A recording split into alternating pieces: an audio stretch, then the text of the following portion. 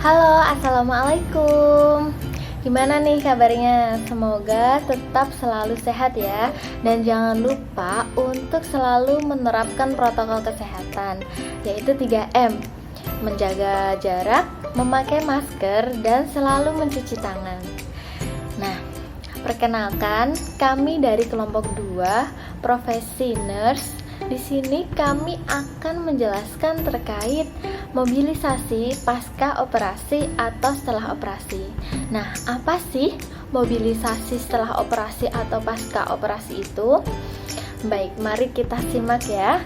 Jadi, mobilisasi setelah operasi yaitu proses aktivitas yang dilakukan setelah operasi, dimulai dari latihan ringan di atas tempat tidur sampai dengan bisa turun dari tempat tidur, berjalan ke kamar mandi, dan berjalan keluar kamar.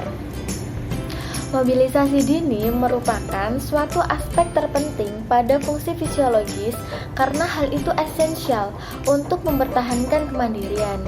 Konsep mobilisasi dini sebenarnya adalah untuk mencegah komplikasi pasca operasi.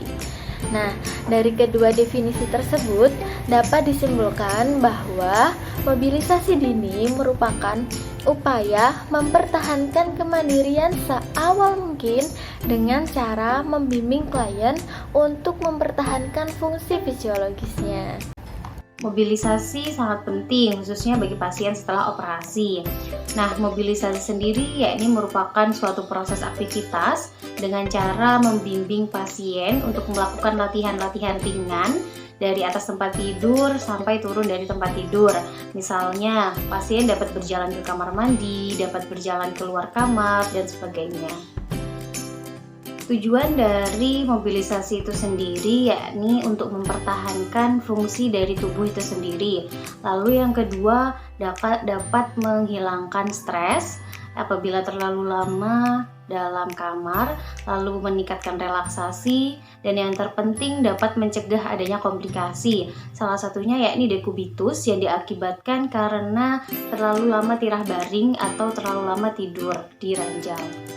Manfaat dari mobilisasi itu sendiri yakni dapat meningkatkan fungsi sirkulasi sehingga dapat mempercepat penyembuhan luka dan mengurangi nyeri. Lalu yang kedua, dapat meningkatkan kemampuan buang air kecil. Yang ketiga, dapat meningkatkan peristaltik pada usus sehingga mencegah adanya konstipasi pada pasien setelah operasi. Mobilisasi memang memiliki berbagai manfaat, namun mobilisasi itu sendiri tidak disarankan dengan beberapa pasien.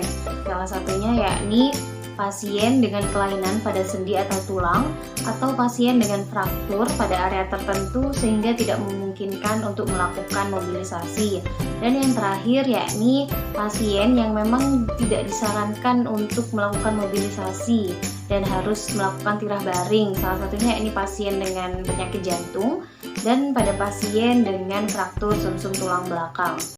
Yang selanjutnya yaitu kita akan beralih ke macam-macam rentang gerak.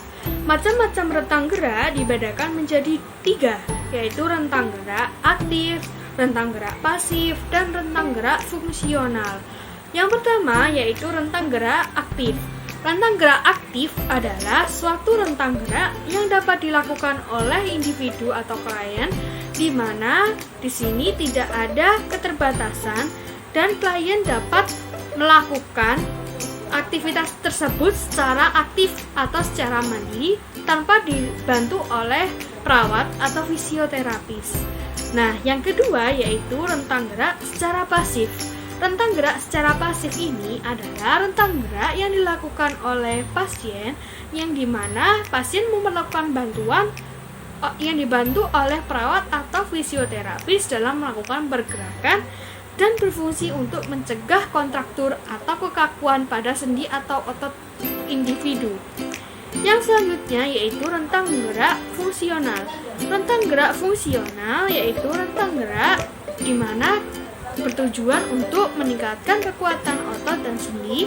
Biasanya rentang gerak ini memiliki berbagai macam bentuk yang biasa kita lakukan sehari-hari.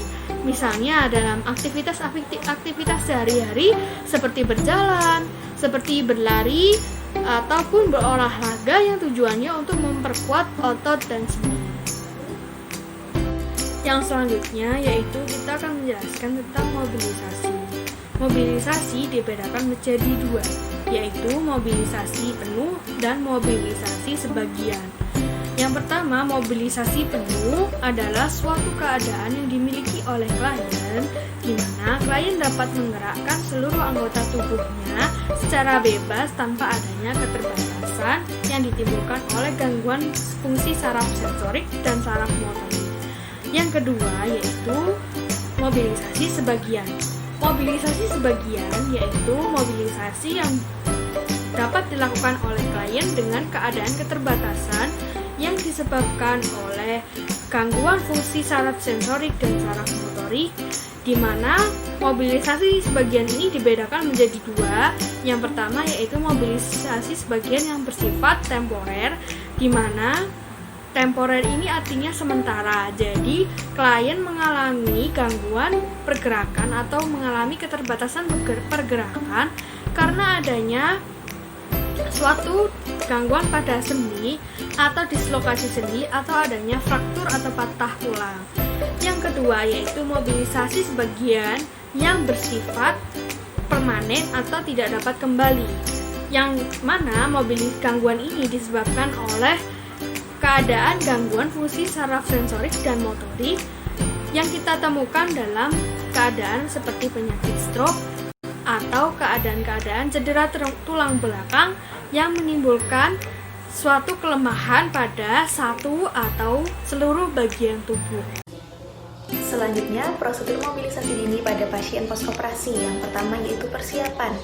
Beri salam, perkenalkan diri pada klien dan keluarga, dan jelaskan prosedur dan tujuan mobilisasi dini pada klien dan keluarga. Kemudian, beri kesempatan pada klien dan keluarga untuk bertanya. Kemudian, ukur tanda-tanda vital klien. Kemudian, selanjutnya jaga privasi klien dengan menutup tirai atau pintu kamar klien. Kemudian, atur posisi klien senyaman mungkin. Setelah tahap persiapan, yaitu selanjutnya tahap pelaksanaan. Setelah pasien sadar, pasien diinstruksikan untuk menarik nafas dalam dan batuk efektif. Kemudian setelah 6 jam pertama, pasien diharuskan untuk tira baring dan melakukan gerakan dorsal fleksi dan plantar fleksi pada kaki dengan gerakan pompa betis, dan ini dilakukan 2-4 jam pasca operasi. Kemudian selanjutnya pasien diinstruksikan untuk melakukan gerakan ekstensi dan fleksi lutut. Ini juga dilakukan 2-4 jam pasca operasi. Kemudian pasien diinstruksikan untuk menaikkan dan menurunkan kaki secara bergantian dari permukaan tempat tidur, dan ini juga dilakukan 2-4 jam pasca operasi. Kemudian pasien diinstruksikan untuk memutar telapak kaki seperti membuat lingkaran sebesar mungkin menggunakan ibu jari kaki, dan ini dilakukan 2-4 jam pasca operasi. Kemudian setelah 6-10 jam, pasien diharapkan dapat memiringkan badan ke kanan dan ke kiri setiap 2 jam. Kemudian setelah 24 jam, pasien dianjurkan untuk dapat belajar duduk. Latihan duduk baik dengan disangga maupun tidak. Latihan duduk ini dapat meningkatkan ekspansi dada sehingga mudah dalam bernafas. Kemudian pasien mulai melakukan latihan turun dari tempat tidur dan memulai untuk berjalan. Nah, jadi seperti itu teman-teman penjelasannya. Semoga dapat dengan mudah dipahami ya. Dan semoga bisa bermanfaat buat kita semua. Kami dari kelompok 2, mohon maaf yang sebesar-besarnya apabila ada salah kata dan kalimat. Kurang lebihnya mohon maaf. Saya akhiri. Wassalamualaikum warahmatullahi wabarakatuh.